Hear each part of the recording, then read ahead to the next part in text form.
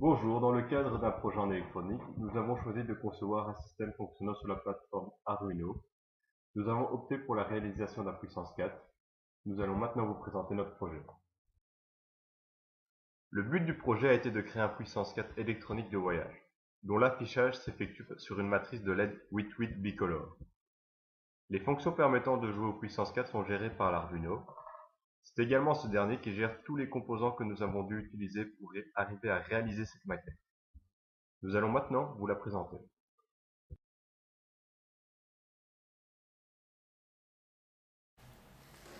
Voici la maquette réalisée et ses différents composants qui ont été utilisés pour la réalisation.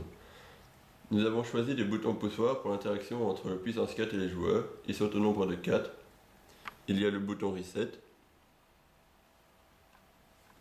le bouton pour aller à droite,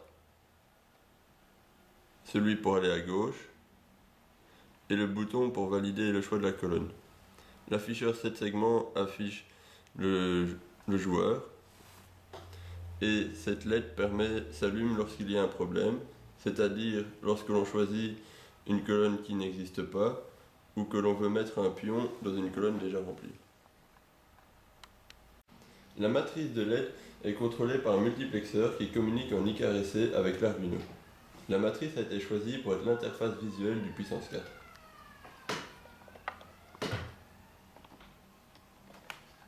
Pour ce prototype, nous avons utilisé une matrice de LED standard, mais si l'on projette de produire en grande quantité, on pourrait adapter la matrice pour qu'il n'y ait pas de LED superflu.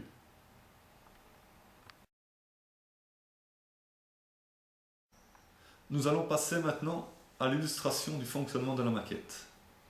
Lorsque le jeu commence, c'est au tour du joueur 1 à placer un pion.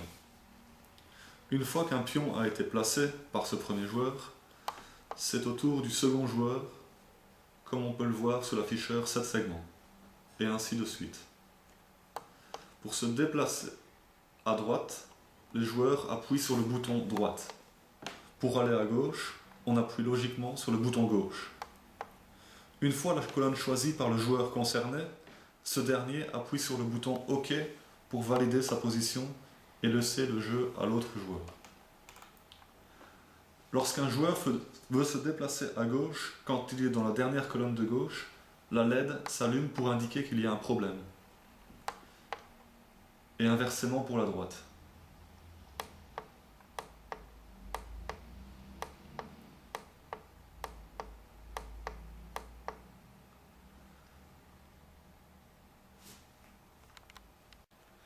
Lorsqu'une colonne est remplie, l'Arduino le signale au joueur en allumant la LED d'alarme.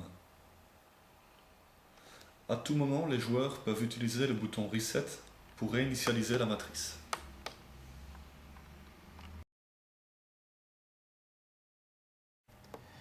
Nous allons maintenant parler des différentes conditions victoire. On va tout d'abord commencer par la condition victoire verticale.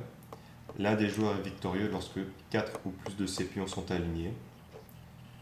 Lorsque l'un des joueurs est victorieux, les pions permettant la victoire clignotent orange 3 fois avant de permettre à la matrice de se reset et donc de permettre une nouvelle partie.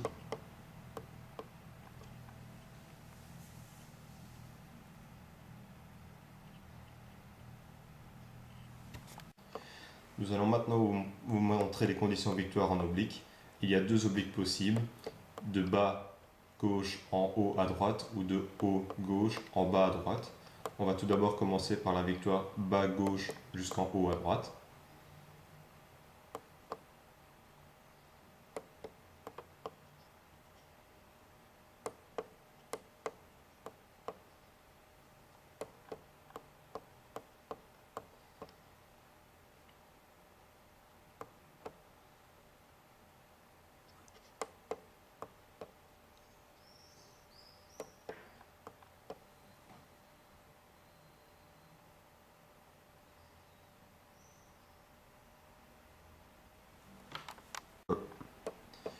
Nous allons maintenant vous présenter la condition victoire en oblique, l'oblique partant de haut à gauche jusqu'en bas à droite.